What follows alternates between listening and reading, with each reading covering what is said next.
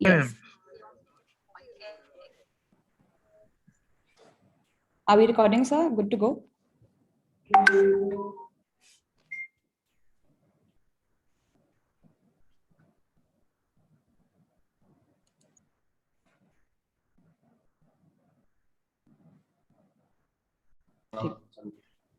Warren Buffett once said, the most important investment you can make is in yourself. On that note, we would like to welcome you all to the first event of Jindal Investment Society in collaboration with Finvents Network. Today, we have with us Mr. Lalit Rathi, a distinguished speaker with over 14 years of experience in the valuation of businesses and financial due diligence, special analytics related to fraud detection, as well as financial investment for companies. He has worked on transactions across industries such as manufacturing, ITES, BFSI, and power. He is an advisor to more than 100 startups for their growth and acts as a virtual CFO for them. The Jindal Investment Society would like to take this opportunity to thank Mr. Lalit Rathi for his honorable presence and the precious time that he has devoted to this event. Today, he will be engaging with us on the topic fundamental analysis of stocks. Please feel free to drop any questions or comments that you have on the chat box during the webinar, and we can address them once the webinar is over. Now we would like to hand over the stage to Mr. Lalit Rathi. Perfect. And thank you so much, guys, for being there on a weekend. And thank you so much for the brief intro. I'm not going to take much of the time. All I would like to highlight over here is about 3 small cases also, which has been there for the investments. And why I'm specifically insisting is on the fact that one of the small cases, the first of its kind in India, which is the Satwik, which is a kind of a portfolio being created for a specific, I don't know if I can call it as a specific community. So I had a lot of my Jain friends who used to say, hey, look, we can't invest in markets because of the Ahimsa principle, which we follow, and mutual funds mein nahi kar sakte, because you know, these companies, these funds invest in pharma, IT, defense sector mein dalte hain, jahan all the principles are violated. So हम लोगों ने एक specific portfolio बना के दिया उनको, where we said, hey, we'll keep in mind all the principles which you guys have, and subject to that portfolio, you can start investing. So this is one of its kind over here, which we have. Most importantly, I'm not a SEBI registered advisor or as well as RA, even though I have cleared both the examinations. So in case whatever case studies which we are going to discuss over here, we are going to have it only for the study purpose. I'm also given to understand 2 important things. We have all kind of set of students from first year to 5th year on this platform. So मैंने उस हिसाब से presentation बनाया है कि I cater both to the basic side as well as I move up the ladder in terms of sharing my experience on the other side. Second is obviously many of you guys are you know, beginners, new investors into the market. So I'm going to speak both in English as well as in Hindi for your comfort level, right? With that, I'll kickstart. Purpose kya hoga is 40-45 minutes of speak, which I'm going to give is fundamental analysis kya hota hai, uska kya approach hota hai, uske kya advantages and disadvantages hai, company ko kaise value karte hain. और मैं 3-4 case study भी आपको बताऊंगा कि when I started investing. So when I started investing way back in 2006, I did not know much about market, even though my dad was there in market for close to about 10-15 years at that point of time. And when I started, one of my friends said, hey, there's this company X, and this is going to be the next Infosys, right? And I thought, okay, yeah, I mean, he is saying it's going to be the next Infosys. The price was about 30-35 rupees. I did not know much about the company. So मैंने जाके share खरीद लिए. At that point of time, whatever money I used to get as pocket money as well as the internship, I invested close to about 30-35,000 rupees into that particular stock, thinking, okay, it's going to turn around. Stock price kept falling. 30 का 25 हो गया, 20 हो गया, 15 हो गया. So I called up my friend and said, hey boss, what's happening in the company? He said, Infosys है तो time लगेगा ना थोड़ा, so you will have to wait. And I waited. Price started collapsing. 10 rupees, 5 rupees, 2 rupees, right? And I lost my entire investment amount in my first investment itself when I kickstarted. So जो आज share कर रहा हूँ वो lot of analysis हुआ है उसके अंदर in terms of what has gone through in the last 10-15 years. It's not easy. And then I identified, by the way, that company which he suggested as the next Infosys was the next street to where I live in Chennai. And I said, boss, I've been in this area for 15 years and I have visited that street like 100 times and I've never found that company. So I went and then I saw, okay, company को ढूंढते हैं क्या करता है करके. So I went, I could not find out. And then there was a private lane. Inside the private lane, there was a small board on this company. And then I went inside and all I could see was 4 desktop computers and 4 people who were sitting. So someone who said this is the next Infosys, they were not even doing any sort of activities in the company, right? So you learn very, very hard way about investing. It's not easy. Many of us keep getting day in day out tips मिलते रहते हैं कि हाँ इसमें डालो उसमें डालो ये डबल हो जाएगा ये ट्रिपल हो जाएगा. More so after having seen the web series which keeps coming up on Harshad Mehta, तो सबको रिस्क तो लेना ही है करके करते हैं. So it's not easy. You learn the very, very hard way. So fundamental analysis क्या होता है? तो 2 types of analysis होते हैं. एक one is the technical analysis and the other is the fundamental. Technical is जो charts देखते हैं, charts देख के हाँ past के अंदर ये हुआ है इस charts पे, तो नेक्स्ट आके ये होने वाला है. मूविंग एवरेजेस देखते हैं वो होता है. फंडामेंटल एनालिसिस इन्वेस्टोपीडिया क्या बोलता है आपको? सिक्योरिटी का इंट्रिंसिक वैल्यू फाइंड करते हैं basis on what? On your economic and financial factors. Again economic can be macro economic, micro economic events on both economy side, on the industry related side. And then financial factors are specific to your companies, जहाँ पे हम लोग financials, annual report, P&L लेते हैं, लेके देखते हैं कि कंपनी क्या सेल्स कर रहा है, क्या रेवेन्यू कर रहा है, कितना पैसा आ रहा है, क्या मिल रहा है उसको, कितने उसके कस्टमर्स हैं, मालूम पड़ता है. So we try to find the concept of intrinsic value, which is the fair value of the company. अगर मार्केट में आज 100 रुपीस पे चल रहा है, and the fair value से 120 rupees or 130 rupees, you say that the stock is undervalued and then you go ahead and buy it. Same way on the other side, if it is overvalued, you go ahead and sell it. And then importantly, it's important to understand the concept of efficient market hypothesis kya hota hai. So this concept of EMH says that at all point of time, jo price chal raha hai market mein reflects all the information. So there's no concept of fair value, undervalue, overvalue. Whatever is the price is the value of the particular stock. So unless someone has some sort of insider information, at that point of time, the price might change. Apart from it, the price is not going to change. Ayush and others, I'm seeing few comments which keep coming up. In case if I'm going speed or if my voice is not heard, and something of that sort, please feel free to interrupt. I'm not so a couple of students are requesting if you could speak in English itself, because there might be a certain language problem. So if you could limit to English, it would be great. Perfect, great, perfect, no problem at all. Done. So what are all the approaches to FA? How do we basically value a particular entity, right? So you have your third approach, or the first approach, the asset-based valuation approach, where we say that, hey, these are all my list of assets. These are all my list of liabilities. So assets can be your land, building, your current assets, debtors, your cash, which you're having in the bank statement. All of this are assets. And then you say your liabilities, which are all the payments which I have to make to the banker, to my creditors. And I say, hey, asset minus liability, this is the value which I'm going to arrive. The second and the predominant method being followed in the market is your multiple approach method, where I say that, hey, look, I have a competitor of mine whose revenue is say 100 crores, whose value is 1000 crores. So market is giving it a multiple of 10, which is 1000 divided by 100, 10x multiple there hai. And on the other side, my revenue is say 50 crores.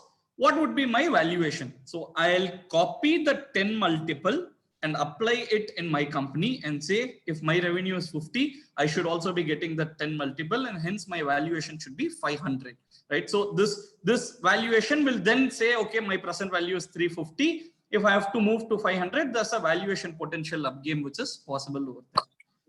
The first and the predominant method for valuing a company is your present value method, the concept of DCF. I'm not going to get into detail because DCF by itself is a full day topic. So all we do is we say, hey, your company is going to get next 5 years some amount of cash flows, right? Which is going to come from your profits. So year 1, year 2, year 3, year 4, year 5 cash flows is going to come into picture. I'm going to discount that and arrive at today's value. And that today's value will tell me whether my company's present price is overvalued or undervalued. So this again helps me in terms of discounting what is the potential cash flows the company is going to get. The concept of potential itself is huge, right? I might be growing, or I might have grown 5%, 10%, 15% in the past. I might grow 50% in the future because there's an additional capex which has happened, because of some lever in terms of debt being reduced, because my cost of raw materials would have reduced. So every single aspect of cash flow has to be determined in very, very, very minute way.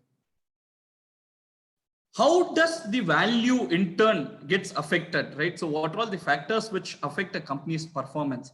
You have two types of factors. One is your qualitative factors, other is the quantitative. Quantitative is something which you can go see what is the company doing in terms of revenue, sales. Qualitative on the other side is very important, because whenever you are preparing a research report, you will have to see the following: the business model of the company, what the company is doing in its model. Say a company like Indigo, right? It's under the airline, it's managing both airline, it's making passenger travel from one place to another. Something else like PVR, Inox, uska model, what is the model of the particular company? Then you will also have to see how strong the management is of that particular company. In last 20-25 years, from my experience, like I mentioned in the initial, when I started, right? I mean, when I invested in that particular company, I did not know who is the management, who the people are. And when I asked them, they said, hey, they are sitting somewhere in Mumbai, completely inaccessible in terms of who the respective people are. So it's very important that you give a very important factor percentage in terms of who the management is. What is the competitive advantage of the company? And competitive advantage can come from any aspect. It can be, you might be very near to a port, right? And that becomes very easy for you to import, export something. It might be something like you might be in an industry where there are too many government regulations, where you don't get license easily, say a liquor or a tobacco. So this might be your competitive advantage. You might be in an industry where there's a tax advantage benefit being given to you. So you need to see for that particular industry and company, is there any competitive advantage? Corporate governance to me is the first and the most important factor while making investment.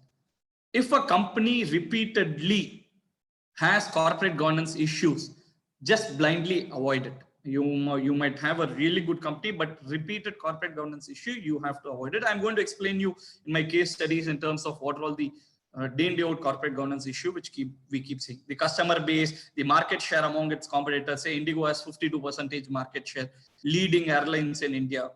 You will have to identify how big the market is, as well as what is the percentage of market share I'm having. And can I create or increase that particular percentage by doing consistent marketing? Asian Paints is a classic example. It doesn't spend too much on marketing. It's only that jitne bhi uske, all the distributors who are there in India, it becomes very easy for them to go and deliver to them within 6 hours. Whereas your competitors' delivery to your distributors takes usually 2 to 3 days. So naturally they have a competitive advantage, as well as the market shares keep increasing for them. Then what is the industry growth cycle the business is in, as well as if there are any pending legal cases against the company. I usually Google it out. I say, hey, this is the company name, plus any legal case, plus fraud case, plus say harassment case, plus some tax evasion case. So when you Google out, put the company name and plus whatever you want to put, you will keep getting the input over there. Quantitative factors on the other side is your balance sheet, P&L, cash flow. Many a times in interview, I ask candidates, right, saying that given a choice, if I have to give you a balance sheet of a company, a profit and loss statement, and a cash flow statement, which one will you select, right? And it becomes a very tricky because all three are important. But if I am in their position, I would usually say it's the cash flow statement, because profit and loss can easily be, can easily be fudged, can easily be changed, can easily be triggered. We have seen in the case of how Satyam Computers did. Similarly, balance sheet is as on a particular date, 31st of March. What happens during the year, I can easily play with all of those numbers. Whereas cash flow statement is the one which gives me the end-to-end cohesion in terms of cash coming into the system, cash going out of the system. So that becomes a very, very important factor when I have to select. Then you can do a lot of ratio analysis on these statements to say which ratio is good, which ratio is bad, where the company is heading into. And then you will have to, you have the annual report. I'm going to bring into my future slide. So what are the 3-step analysis? So there's a top-down approach, there is a bottom-up approach. On the top-down approach, you say, hey, this is my economic analysis. I have a lot of clients who say that, hey, look, I want to invest in, say, Africa or US, right? So even before falling into the company analysis or a specific analysis, we need to go and analyze what the country's macro is all about. If there's a war situation, or if there is a situation where they are heavily dependent on a particular player, commodity, or anything else, you will have to red flag it and bring it to the notice of investor. So same way you will have to see in India, GDP, what is the level of savings, investment. Important is interest rate, right? So you might select a company which is doing fundamentally well in a low interest rate regime, right? And when interest rate change, a company which is having a heavy debt, right? And when interest rate changes, it has to pay more EMI interest stuff coming into picture. So it becomes very important, even though you would have identified a company which is really good, but one single factor of interest rate can completely change the company analysis itself. Tax structure, both from macro level perspective as well as industry levels perspective, you will have to go and check what is the tax structure. In India, we have for manufacturing 15 plus whatever says, and then 22 plus whatever is the says, which has been reduced now. Similarly, for industries, say for power, there might be specific additional depreciation which might be provided, incentives might be provided. So industry to industry changes, macro level changes. So both of which you will have to play in hand. Then what is the demographic factors? Say in Japan, you have people with an average age of 55, 60, right? And in India, you have vice versa. You have average age of 29, 30 coming to picture. So country to country, it changes significantly in terms of where the prospects of investment is going to come. Japan, after 30 years, has now hit all-time high, right? It took them 30 years to go and hit an all-time high. Vice versa, we have been consistently every 2-3 years hitting all-time high on our index. Same way, industrial analysis, you will have to check the nature of industry, product, benefits, incentives, tax framework, what is the import-export policy for that industry. It becomes very important that you understand the industry before understanding the respective company itself. And on the company, like I mentioned, the competitive advantage, the moat which can be there, how stable the company is in terms of financial, how quickly the company is growing, and growth rate is the most important, because if the company is not growing every year on year, which means something is really wrong. Either they are not able to capture the market, or their product is not generating sufficient amount of demand at any point of time. So it's important that the growth parameter is being given a very, very significant importance when you are making an analysis on a company. You'll also have to see whether on the past, whatever the company has said, has it delivered? There are a lot of companies who say, hey, we'll do our 2025 vision is this, our 2030 vision is this. And when you go and see the 2015 vision, what they had given at that point of time, they would have not even achieved 5% of it. So don't go gung-ho in terms of saying, hey, someone is doing, hey, I am going to come into electric vehicle, I'm going to come into this, that. You'll have to go in the past and see, okay, whether the company has, whatever it has promised earlier, has it delivered, yes or no. Corporate image is important, and future estimate of sales, which is your whatever you're projecting basis on which. This is very important slide in terms of the composition of Sensex, which is there, right? So when you make a respective fundamental analysis for a company, you'll also have to see in the past what weightage has been given in terms of industry. So typically when you see 30 years back, there used to be industries which are manufacture heavy asset driven industry. Whereas at this point of time, in the present scenario generation, you will see service related oriented industries gaining a lot of traction. People are working from home during the COVID time. There are a lot of craze which is happening in terms of, say, the likes of Bitcoin, EV related, say. So, I mean, lot is moving into services, whereas manufacturing is taken a back seat. I am a firm believer this might reverse in next 20-25 years. you will have to manufacture and produce. You can't avoid few things, like say cement, right? India is the one of the second largest producer of cement in the world, with 550 million tons being done annually. I mean, almost 8 to 9% of our cement global consumption happens in India. And for you to build a real estate, a flat or anything, commercial building, you require cement. You literally can't replace manufacturing as such. Same way the shirts which we wear, textiles, manufacturing, you'll have to do this. And it's 100% required. Even though world might move fast forward in terms of services, you'll require. But in last 30 years, the weightage being given in terms of the index, right, which is the Sensex. So the weightage has moved significantly from manufacturing driven to service driven. And it's important that even though you are in the right sector, right company when you're analyzing, but if the market by itself is completely deciphering some other aspect and variable, the weightage given to it is completely different. Tesla has been given now a valuation which, I don't know, I mean, next 100 years, they'll have to maintain the same level of profits which they are doing, and that's the level of valuation craze which has been given to few of the players. Similarly, a lot of other companies, industries which are there are being given a valuation which is like 30, 50, 100 years from now, they'll have to consistently maintain it, which is not possible. You need to have valuation into place and picture whenever you make an investment. Getting into an heavily overvalued industry or a company is going to screw you big time. Take the example of FMCG now at this point of time. It's been heavily valued, overly richly valued at this point.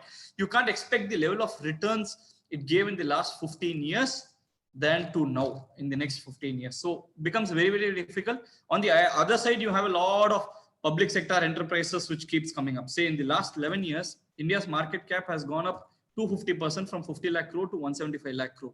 In the same time, your PSU company's market cap is flat at 15 lakh crore. It does not move. None of the entities, Coal India Lelo, NMDC Lelo, ONGC Lelo, Oil India Lelo. So any of these companies have not moved. I mean, PSU as a sector has not moved. Some might blame the government, some might blame the policies which is there, some might blame the entire sector, some might blame the babus who are working over there, right? So it's important, but I mean, without PSUs, you can't even progress and go forward, right? You need to have PSUs coming into picture, because if you don't, you take out from system, say a company like SBI, State Bank, the entire proposition changes, because State Bank has aggressively built India the stage we are in at this point of time. But it is still valued 1/5 of my private sector banks. So it's important that you identify such kind of company scenario and say, hey, I'm able to see those companies. And I know that these companies will be there for next decade or two. And I also know that these companies are going to, lend forward, aggressively expand business, provided government stays out of control. I mean, so all the factors which I mentioned in my earlier slide, it's important that you see which are all the factors which control, right? What are all the filters I select when or you should select when you're analyzing a particular company, right?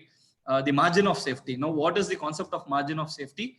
I say I have arrived at a fair value of a company at say 100 rupees, and the stock is presently trading at say 120 rupees, and the stock has now fallen from 120 rupees to 80 rupees, right? So the fair value still is at 100, and I say there's a margin of safety of 20% which is there, right? I usually take positions when there's a margin of safety of 25%, which is nothing but my market price is 100 and market price is 75 and my fair value is 100. At that point of time, I have enough comfort that price won't fall. So it's important that you satisfy this particular criteria. You'll also have to see what is the company valuation versus the sector valuation, right? I'm trying to break it for you guys and trying to make it as simple as possible. So sector valuation is, like I said, if a particular sector industry competitor is trading at 20 PE, whereas if I am trading at a very costly PE of say 30, 35, there's a good probability that the stock price might not move much. So it's important that at any point of time, you compare that particular valuation coming into picture. Then there are key ratios like DuPont, Z-score. Z-score is nothing but your bankruptcy ratio. There's a standard formula which has been given. And if you apply that formula, if the rating and reading is less than 1.41, it says the company's likelihood of heading into a bankruptcy. If it is more, then it's safe, right? Repeated corporate governance, I have already told you, if there's a consistent, every single time there's a corporate governance issue, example, which keeps coming up, you will have to avoid. The multiple related party transaction. So one company deals with another company repeatedly on purchase, sales, purchase, sales, purchase, sales. And when you go and see their P&L, you will have a good big sale amount. But when you break it up and see how much sales it has gone and done with the related party, 80-85% might be with a related party, which is nothing but the company is trying to fool you at any point of time. If it is having multiple holding subsidiary companies, I had one investment in a company called Opta Circuits in 2012, and when I lost that investment as well, and I analyzed in detail and dig deeper, I identified that the company had 150 plus subsidiaries across the world. Right. So when you have too many subsidiaries, too many companies, again, it's a case of gone case, right? You don't know who is handling what, which company is being handled by whom. Similarly, consumer driven companies, I usually prefer it.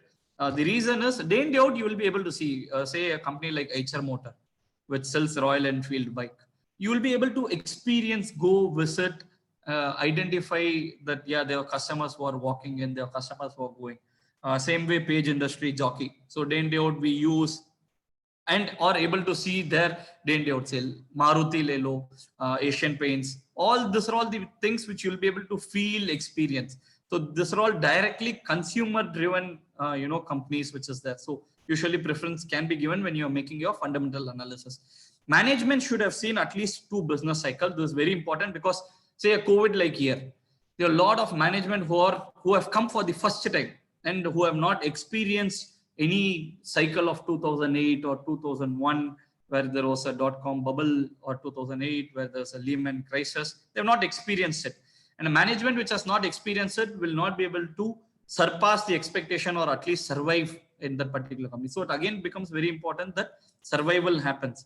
No debt or a very low debt. I'm going to show you with the case study why it is important. Check for a downturn in case if there's any additional capex which is being done.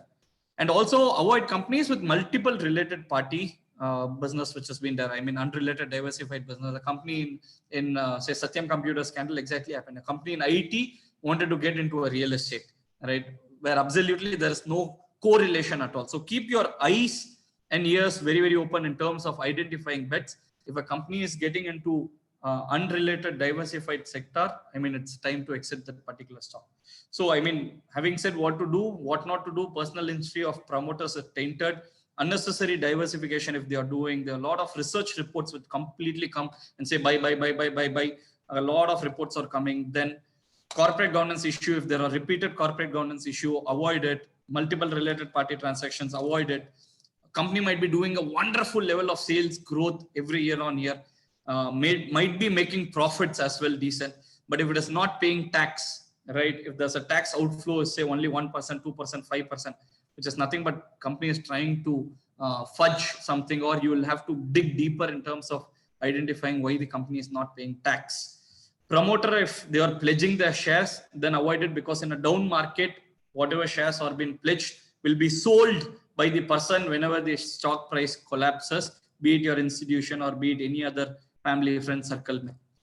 5 years cash flow from operations to your EBITDA. Now, what does this mean? I make profits, and if that profits don't get converted into actual cash flow or is getting stuck in my working capital over a 5-year period, which is nothing but I'm trying to fudge something, or I'm not able to manage my working capital well.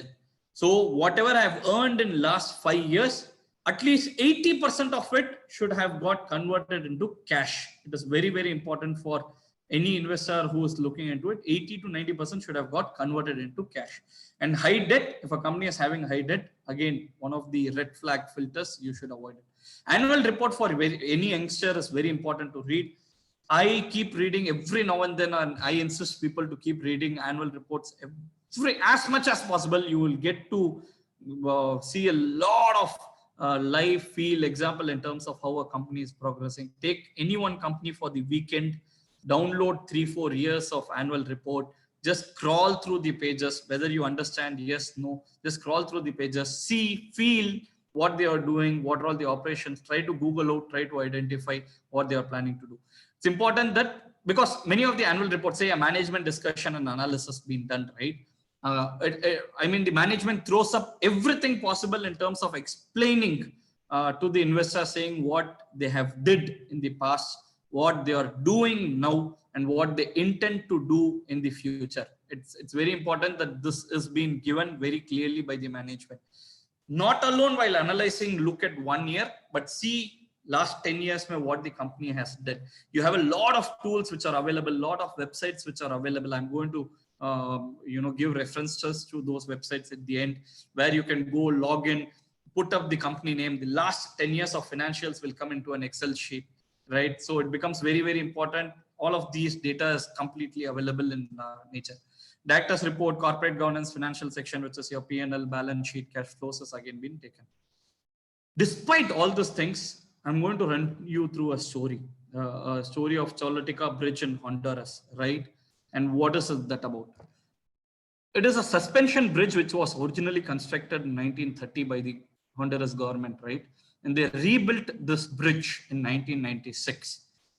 The Honduras government knew that, I mean, Honduras as a country and as a place, right, keep getting a lot of extreme weather conditions, both in terms of cold as well as storm, as well as rains, as well as extreme level of weather has been built.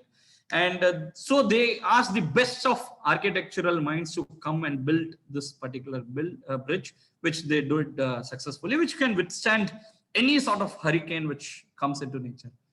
2 years later, Honduras was hit by a hurricane Mitch, which is the highest level category 5 storm which can ever record, right? So they faced this hurricane which came at that point of time. The entire Honduras was wrecked. Roads were wiped out, considerable damages to the building, hospitals, government institutions being done. However, the Choluteca Bridge stood its ground and survived the entire. So the best of architectural minds, whatever had put in the energy effort, were able to sustain this. It was an amazing achievement which was there, or at least it should have been, right? But even though the bridge stood its ground, there was one problem. The river which was passing below the bridge now changed its complete path and now ran into a new path which was just next to it. This is how it was before this particular hurricane which came up, where the river passed below the bridge. This is how exactly it was after, right? So what is the moral of the story? How much ever analysis you do for a particular company, there are still going to be factors which are not going to be there on your control. And it becomes important that you mitigate the risk factors which are available, which are visible in front of your eyes. In 2008, when I made an investment in a company called Kuton Retails, it's a textile-based retail store, right? And they faced a debt issue. And I was in Mumbai at that point of time, and I was seeing one by one the stores were getting closed for Kuton Retail. Even before the market could analyze, even before the market could sense that some trouble is there with the company, I sold up my shares. I asked my friends to sell up the shares. And then the management of the company came into TV and said that, hey, we are facing a big debt trap and debt issue is going up. We are going to wind down and reduce our operations.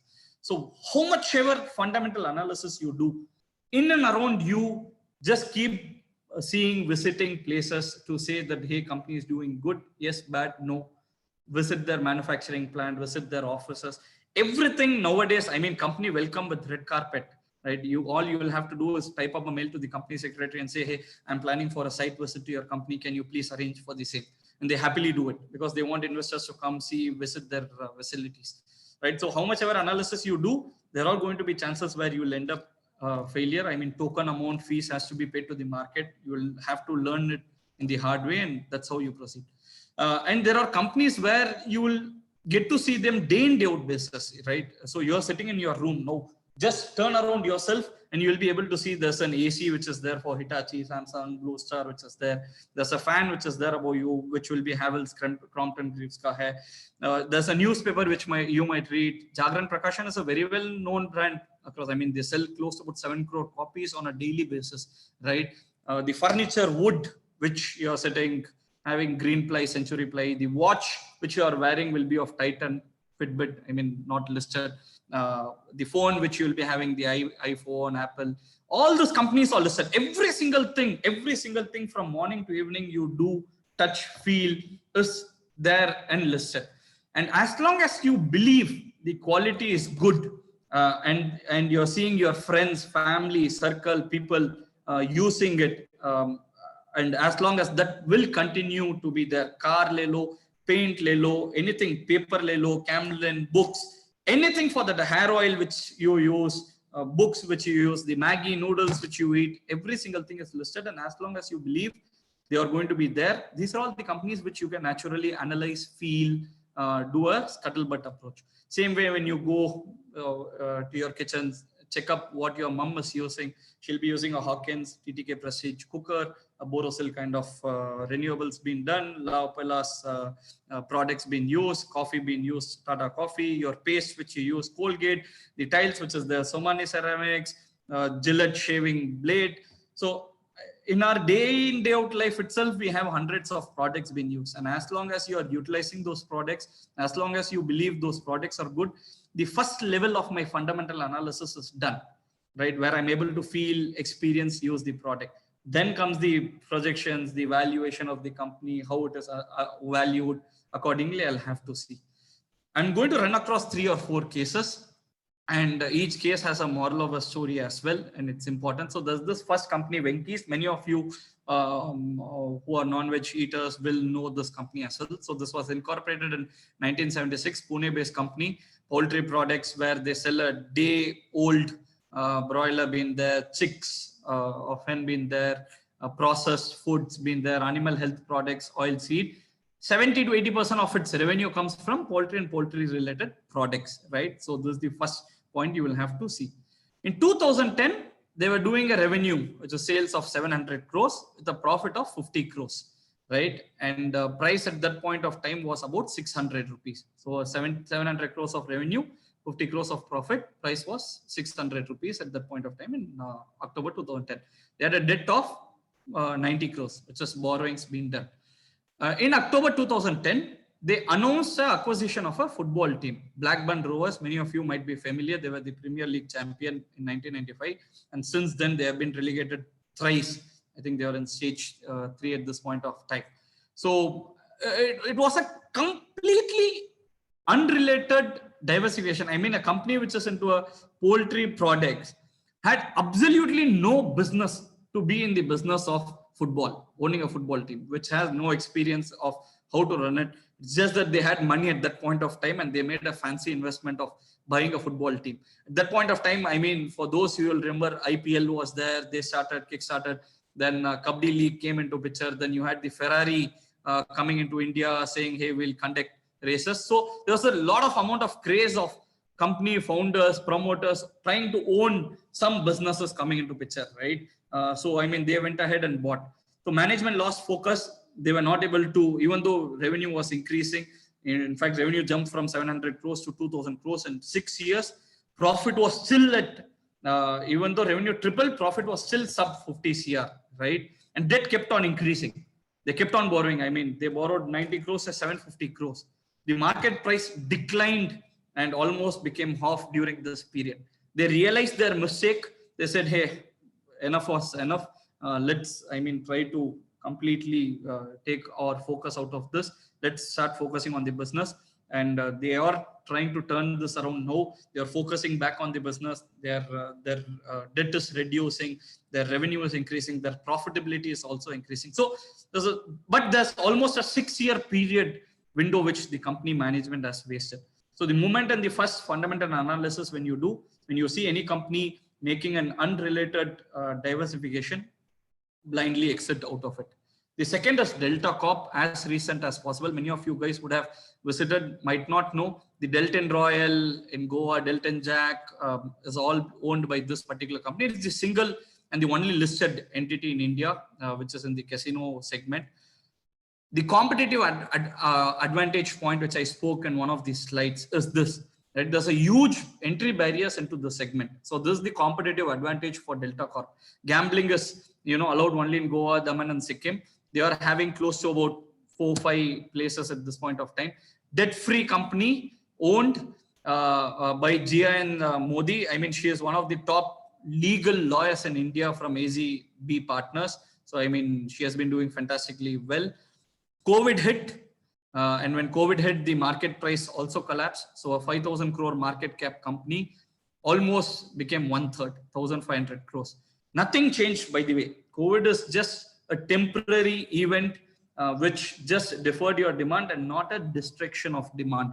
You will have to check both of these words. There's a deferment of demand. In fact, I was there in Goa about 2 weeks back, and when I visited Dilton Royal, jam-packed, matlab jam-packed. You just cannot, in a roulette table, you had almost 25, 30 of them playing and placing their bets, right? It's just jam-packed.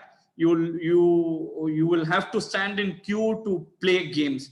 So, I mean, this was clearly visible because a lot of them wanted to do some holiday, wanted to come out for whatever they had saved in the last 1 year, wanted to spend, wanted to feel better. Goa as such was entirely jam-packed, and this despite the fact that there were only local visitors, local travelers, foreigners, outsiders are still not into India. So the moment that is going to be there, it's going to continue. So this is one of the top picks which I had when the price collapsed at that point of time, saying that, hey, nothing has changed. People are going to gamble. In India, you will find it's there in our blood. 100 years, next 100 years, it's there in our blood where we are going to gamble. And as the sector becomes more legalized, you will have single players who are listed in the market gaining a lot of traction. And their Adda 52, the online app which they have for playing, did really well. 150, 200 crores of revenue during the lockdown period they had did. So very important that you analyze situation specific stock as well. And when market gives you an opportunity, it's important that you pick up those opportunities. The third is United Spirits, again, very well known to all of them. Second largest spirit in the world in terms of volume. So Vijay Mallya is pretty much known to all of us. Again, when he was passing through all the stress, too much of debt on the company, a good company with high level of debt and a tainted promoter. So again, we had given restriction filters over there. So it's important that again, when this acquisition was announced by Diageo, by the way, Diageo's presence is 200 plus countries, right? And around the world, it is manufacturing, one of the largest producer of distillery in the world. When a solid management comes into picture with a credible track record, you have a lot of turnaround, show which is there. So with a good company, a good management, a good team, and a credible track record being there.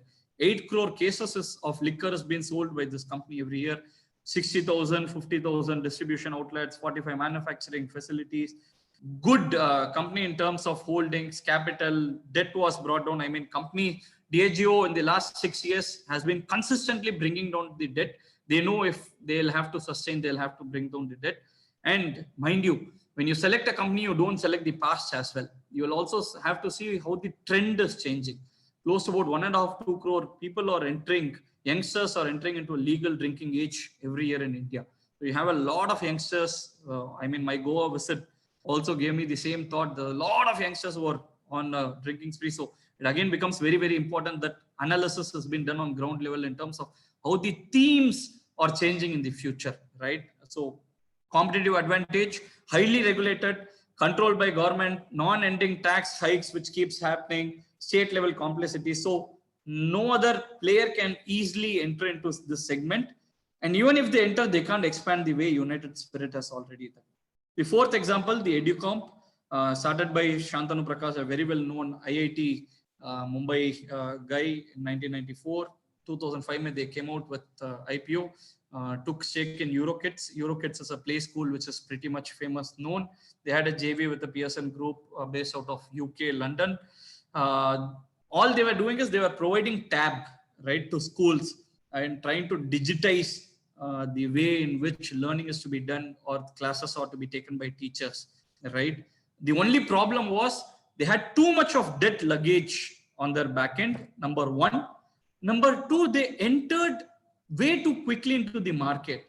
So you will also have to identify and analyze, iska time aa gaya hai kya? I mean, has the company's time or its product come? So their product was good, but they were too early into the market. So Indian market has not evolved or matured. See, I mean, 70% of our schools in India are still government-owned schools, right? And where there is a facility of not even making payment of school fees, you can't expect a parent of a child in a government school to go and pay for a tab or whatever being done at that point of time in terms of tech, right? So they came way too early and they had too much debt. They could not sustain. Ultimately, they filed for bankruptcy.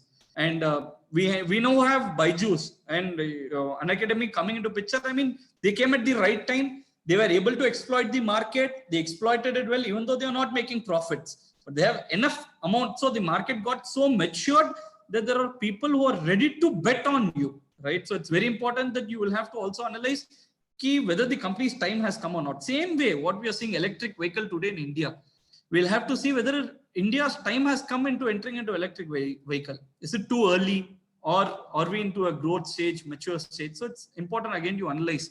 Too much debt into it kills it. So this is the market fall which is there. And this is important because for those of you who have not been in the market, every single time the market has fallen by 20+%, it has bounced back. Be it your global recession, Harshad Mehta scam, you'll have to Google a lot of these in terms of identifying what has happened during the particular period, right? Then there's a high inflation period. As now recent as possible is the COVID, where your market fell by 40% and people panicked, people did not buy, and you have no market sitting at 100% gain post-COVID period, right? So every single time you analyze and make an analysis of a company, an industry, if and only if the market corrects, please don't get fearful. It's the right time to invest in the market every single time it corrects. If not via direct equities, at least via mutual fund, keep investing into the markets. I have few research reports which I have given for the purpose. So once this discussion has been done, I mean, when it is circulated, you can always, so I mean, let me try to see if I'm able to open one to show you, say, Airtel. Right, so this is how a research report has been prepared. It's a 60-page doc which has been done by bankers, merchant bankers, been done where they explain you, what is the digital strategy. Say Airtel is very well known. So apart from being a low-cost player in terms of voice, they are also having their Africa operation, their digital operation, and then they compare with your competitor, what Jio is doing, what Vodafone Idea is doing, how the Indian mobile market is coming from 2G to now 5G, right, which is coming up, and bidding is going to start for your spectrum. And then you're also having direct to home DTH being there. So how is that market performing? So they prepare every single aspect. They try to give as much detail, and then they say, hey, basis on this, we say, okay, your present price is 500, 550. We reiterate that there's a buy on this, and the target price of the company is 700. And then they give you an example, a story being run saying Indian Mobile, where they are, how much revenue is being collected from a particular customer. Say we speak for 200 rupees, 300 rupees, that's called as ARPU. So each of those terms is being done, being explained, being there. They explain the competitive advantage, how much they have grown, how much your competitor has grown, what your other countries' operations are being done. So I have given like this a sample of 6-7 reports. There are a lot of reports which are available. This is for you to say, okay, I mean, if I have to prepare a research report, what are all the points which I'll have to take care of? There are quite a few books which is there in case someone wants to study on fundamental analysis, both on the basics as well as on the high end. Some of few of my favorites, the Financial Shenanigans, which explain a lot more on fraud, how company do and what are all the parameters to be taken care of. Security Analysis by Benjamin Graham, the father of value investing. A lot of examples in terms of how a particular company should be analyzed in detail. Valuation, basics on fundamental. More so importantly, there are websites which is there, the likes of Screener, where you can go log in, create your account. It's free completely, which is available. Last 10 years of data can be there in terms of analysis. And then you can start analyzing, saying, okay, this company is growing. Yes, no, the company's debt is this much, balance sheet is this much, cash flow is this much. Every single thing will be there. As compared to 15 years where data was not there, right? Now you have at the click on your button, you have data. Analyzing the data is where your skill set has to come into picture. Itna data pada 15 years before when I used to see CNBC, I mean, for seeing a company price, you used to wait for 3-4 minutes in CNBC because the company price used to come at the bottom of the screen, right? I had to wait for 3 minutes to even see a company price. Now, at a single click, anywhere in the world, any stock you will be able to buy. So we have evolved a long way at this point of time. So you have everything, lot of aspects which are available at free. Utilize it to the best of your abilities over there. Tijori, Value Picker, lot of analysis on each of the companies is happening on Value Picker. It's a brilliant forum for someone who is starting early in their life in terms of investment. Stockage, again, an app for day in, day out tracking purposes. So to conclude, my friends, about 250 trading years in a year. In a decade, there are about 2,500 days. Majority of the profits will happen in 50 to 60 days. So in case if any of you on the other side of the screen is a trader or positional trader trying to time, or a positional investor who buys market बढ़ गया, has gone up, I'll sell it across in 15 days, 1 month, 2 months. Please stop all of those. You have age on your side, right? You have another 30 years of your career forward, and 30 years mein India is going to grow leaps and bounds. I keep meeting a lot of startup founders, a lot of young entrepreneurs, and I see the level of fire in their belly, the level of passion which they work. They get up at night 2 o'clock, work on something, morning 5 o'clock, work on something. India is going to grow big time. India is going to grow big time in next 15, 20 years, right? And that being the case, don't do a stupidity stuff of buying, selling every now and then, doing an intraday kind of stuff. Invest, keep investing, keep seeing it, keep doing it. My son is 3 years old, right? On his first birthday, I have started an 18-year SIP for him, right? Where I invest every month on month, some amount goes automatically gets debited from an account.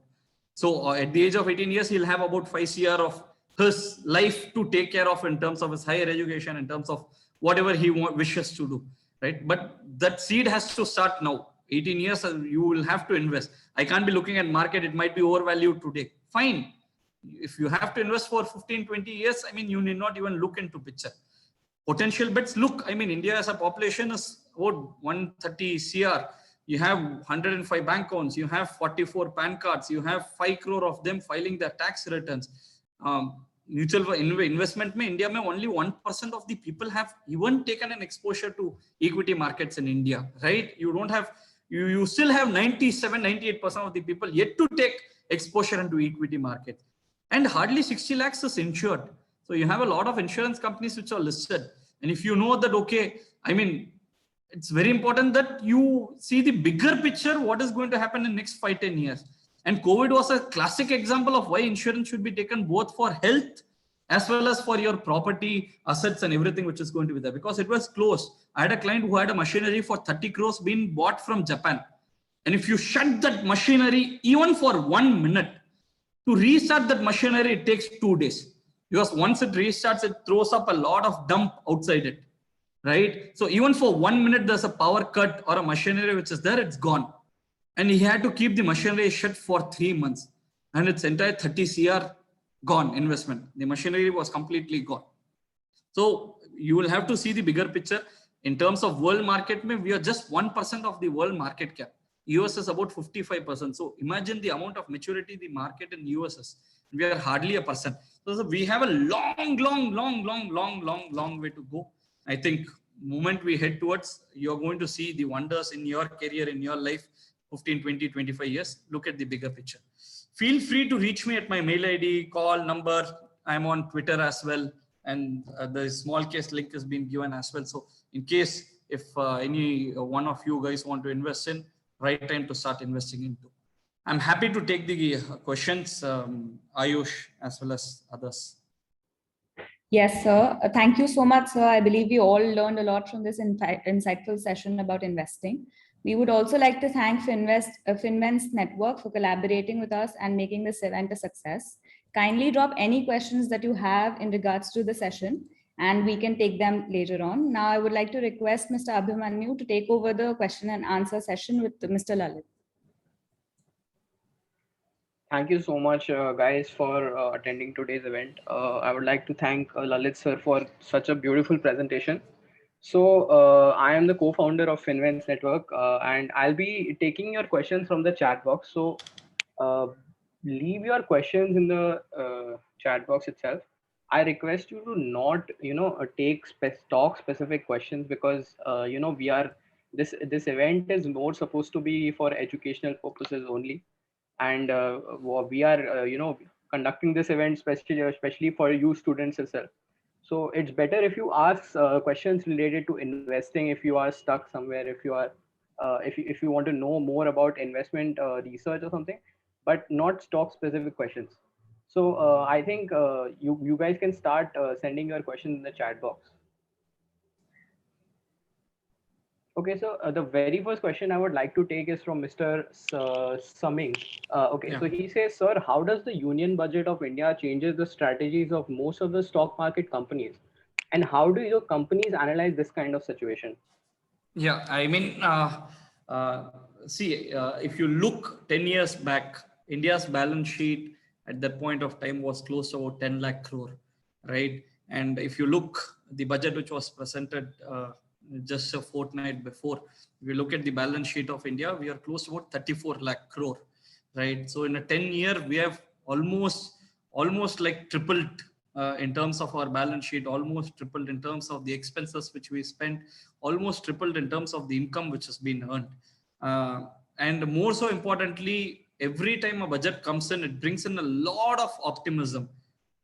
And to me, that optimism in this period of time where a lot of business got shut is very important. My dad is in textile business, right?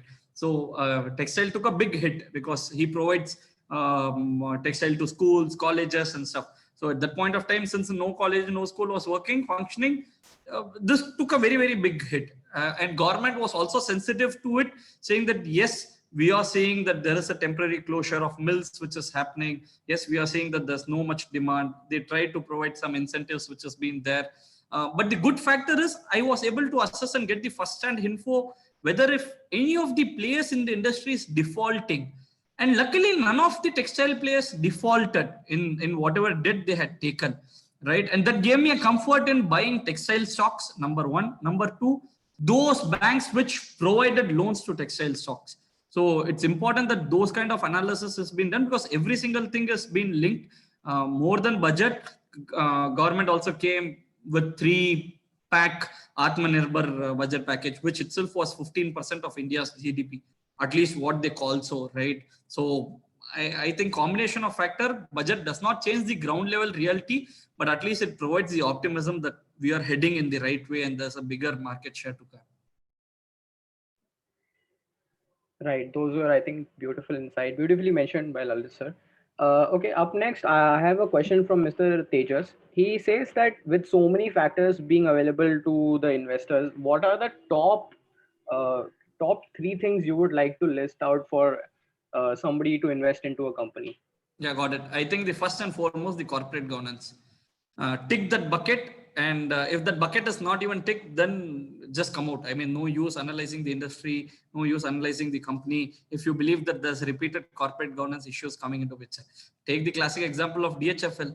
Take the classic example of Yes Bank, right? Corporate governance issue first time. Okay, if you're getting an issue for first time by surprise, everyone will be taken by surprise, right? And you can't avoid it. It's a kind of a black swan event where you did not expect that this company will come out with such an issue. And if the company is able to mitigate that, because there are a lot of, say, Infosys, right? They kept getting letters, whistleblower letters from their employees saying that something is sticky, something is wrong, right? And they had a strong management which said, hey, we'll take care of it, we'll solve it out, right? And it can happen once or twice. But every single now and then, if Infosys keeps coming with a whistleblower letter, you're gone. Same thing, DHFL, Yes Bank, every single time, every month on month, there were corporate governance issues. So you can't be sticking with those stocks where there's repeated corporate governance issue. Government came into picture, took over, and now you have someone who's taking care of a stable management. It can be a turnaround, beautiful turnaround story. It can happen. It can head back to again 100 rupees over a period of 3-5 years, right? But all this is on hindsight bias. So repeated corporate governance issue, avoid it.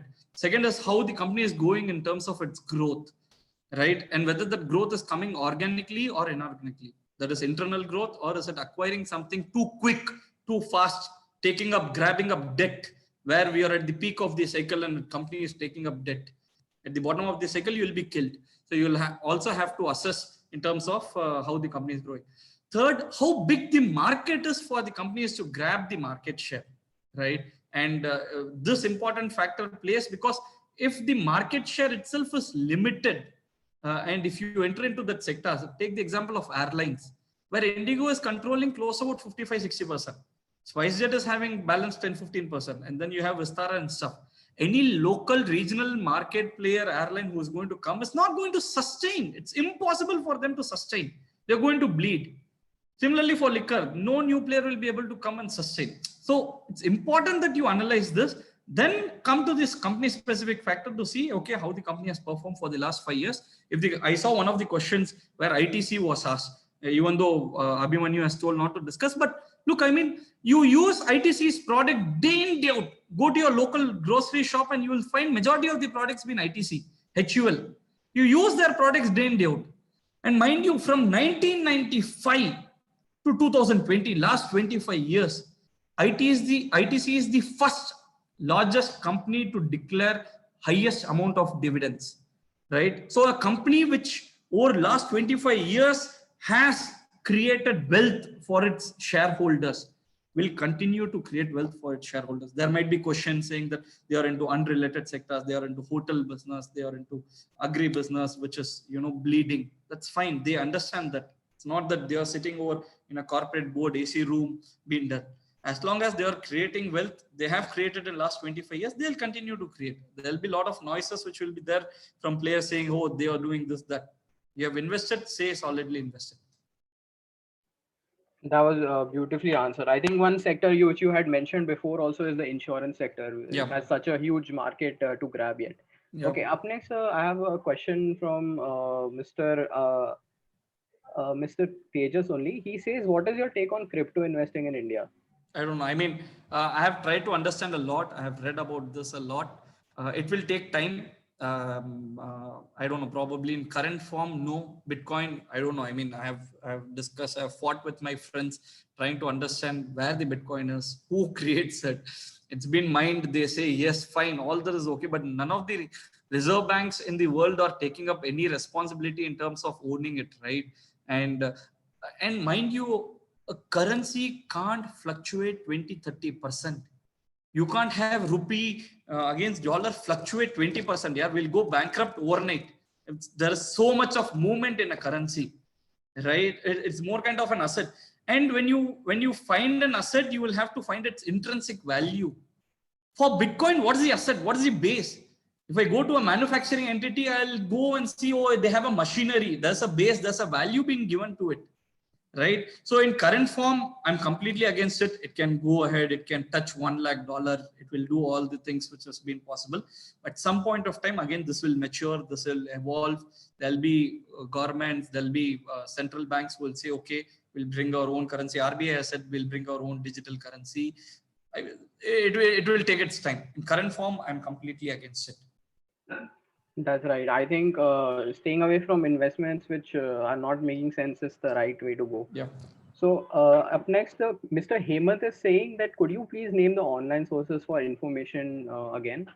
Yeah, I mean, you have Screener, which is there. You have Value Picker, PICKR. Then you have Stockage app, which has been there. There are a lot of apps which is there. If you Google out, a lot of sources, materials which is there in terms of reading it. You have Money Control, which has been followed by majority of us in India for at least research. At least they have a research tab where the company research reports are uploaded as well. So in case you want to go click on any company, download the report and read it. You will have a lot of info over there. We'll be sharing this presentation itself with you, so Yeah. you guys can check all the sources listed in the presentation later on. Okay, up next, we have a question from Mr. Abhi. He says, sir, how does one go around preparing for an exit strategy for an investment? Very important, very, very important question.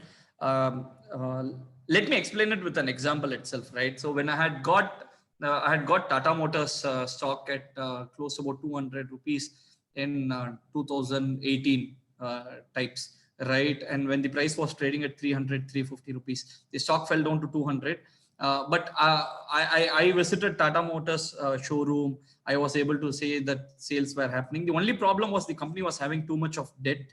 The JLR division for there was not performing well, both in UK, China, and it was taking a lot of pain efforts because 75 to 80% of your revenue was coming from JLR, right? So the local domestic operations was not happening much, but there was consistent. So being a Tata Group company, right, there was a consistent effort being done by Tata Group saying that every now and then we'll reduce our debt, we'll reduce our debt, we'll turn around the operations. It will happen. Take your time. And the stock price still kept on falling from 200 touch to 180, 150. COVID hit, it came down as low as 60, 65, 70 rupees, right? Now, for a person who's in my place, might think that here something has gone grossly wrong in terms of analyzing the stock. And do you exit at this price? Because you don't know how long the price is going to stay at this level. And if not exit, do you add at this level? And I kept on adding the position because when I visited, the sale for Nexon was continuing to be very, very well. Their new model Ultras was doing really well. IPL Kandar, you would have seen there was good amount of marketing which was happening. So on ground level, I was able to feel that look, company is doing good amount of sales. Their JLR division was turning around. So I don't exit now. Even though price is completely different story where any person seeing the price will say this is the best time to exit. I mean, you really don't. Because as long as you're seeing on ground level, everything is going well, you don't have a problem. And price bounced back. It came to 150, 200, 250, 300. It's now somewhere in the range of 300 to 350, right? So exit becomes very important when you think from your original thesis and analysis when you did at that point of time. If the thesis and analysis has it played well, number one. Number two, whatever is the margin of safety you were having, does that margin of safety continue as on date? And if that doesn't continue, then you will have to exit. You have a lot of examples. Jubilant Foodwork. Each one of us eat pizza every single alternate week or at least a week, right? And during COVID, again, price collapsed from 2,000 rupees to 1,000. Nothing wrong in company, and we will never stop eating pizzas. They're also coming out with biryanis. They are trying to do a lot of diversification in operations, saying that we'll also come without biryanis, right? And as COVID, again, normal ops, everything started, people grabbed onto pizza like hell, yeah. I mean, 3 months, jo bhuka insan baitha tha, wo just jumped onto it, right? And still people, I mean, I had yesterday, I had last week with my friends. So this is something which you feel, see, and as long as the margin of safety is there, as long as you believe, hey, I'm going to continue eating pizza, I mean, this is the time you don't even exit. If your thesis has changed in between, you exit out. That's right. I also saw, there was a lot of news going over Zomato also. It grew over so much just after COVID had ended. Okay. Up next, we have a question from Mr. Arnav. He says, how does the declaration of companies' financial results have an impact on the stock market on a particular day? On a particular day, it depends. Yeah. I mean, see, a lot of information in India, with all due regards, it's been an open forum as well. I should not be saying it, but there are a lot of companies' results which keep getting leaked every now and then. And for the record, I was one of the person who exposed one of a TV channel guy who was there in one of a very reputed channel guy, right? In terms of insider information leakage, which they were doing, as well as trading over there. So a lot of these infos naturally known well in advance. So on a day of it, even though the results might be good, but the stock might completely backfire, might give a negative reaction coming into picture. So again, avoid it. You need not see it on a day in, day out basis. If you have bought a good company, continue to hold it for decades. Why do you want to sell it across? Or at least as long as your thesis plays well. If your thesis has played well in 3 months, and if you think, okay, the company is not going to give me 100% return in the next 3 years, exit, no problem at all. Why do you have to hold it for 5 years if you think the company has performed well in the next 3 months itself? That's right. Okay. On the same note, I would like to ask you, if the company is posting deteriorating results, how long should you give it to perform? I give 3 quarters. I at least give 3 quarters, and keep a close watch on the management commentary which they do. I attend con calls of management to see if there's a turnaround of operations which is happening, yes or no, how they are performing. Ask the hard questions. The other side of the call, no one even know who you are, right? So you can log in into the call, ask whatever question you wish to, and ask the hard questions and see if there's a real intent by the management to turn around. If they don't, then again, at the end of 3 quarters, I sell it off. Okay. Up next we have a question from Mr. Yash. He says that with all the existing returns we are getting such high returns from equity. Do you think we should still continue to invest into fixed income assets such as PPF and also gold bond along with mutual funds? 100% required. So when you're building your portfolio, you're diversifying yourself from various risks. And every single time you might have some particular event coming into picture where you don't require money immediately, or you might require money immediately. So say you have a family member who is going to get married in 3 years or 5 years. You can't put or immediately, say after a year, you can't put your short-term money requirement into a long-term fixed asset which has a lock-in of 5 years, 10 years coming into picture, right? So say I invested for my son, like I said, right? I don't require that money for next 15, 20 years. So I can invest. If I require it for immediately in the next 1-2 years, then I might not be able to. So 100% required. You can be in equities, you can be in mutual fund to the extent of say 70, 75, 80%. The rest of money should go in different assets. You need to have some fixed deposit, which can be immediately taken off.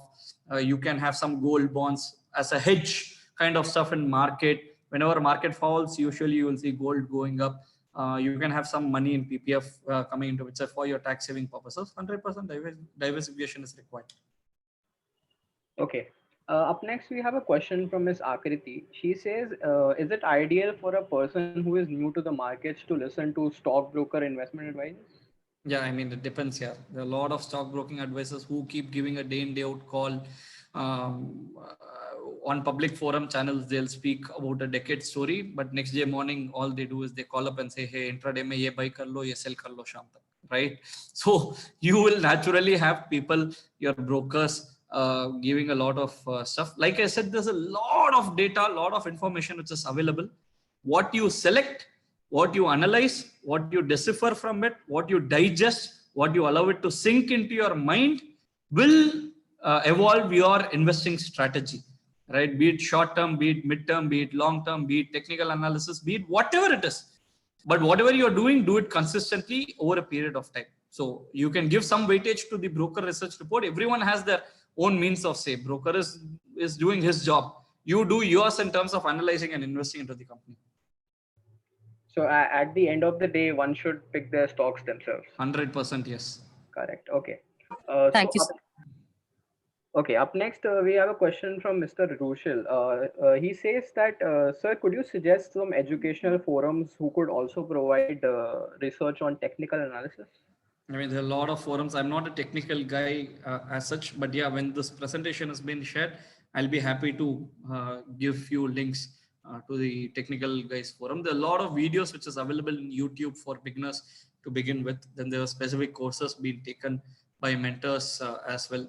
I mean, a lot of info is available, so should not be a problem. Okay, we'll surely mention some in the presentation itself. So Yeah. we'll be getting that to you. Okay, Mr. Sammi is asking for your email ID, so we'll also mention that in the Yeah. presentation Yeah. itself.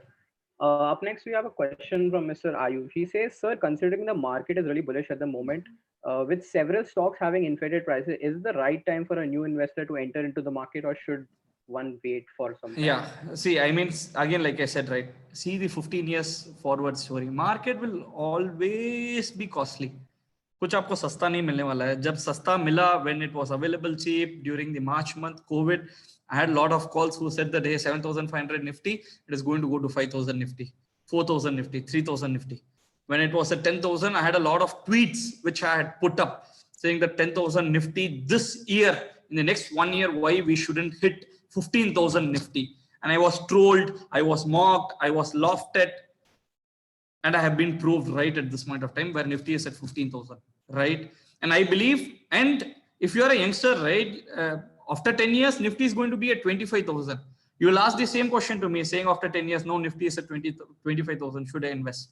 After 15 years, it will be at 30,000, right? So when you're looking at the long-term story, we might correct. I'm not denying tomorrow also market might fall 300 points. Another 1 week, and it might fall 1,000 points. But is it changing the way in which you're investing into companies?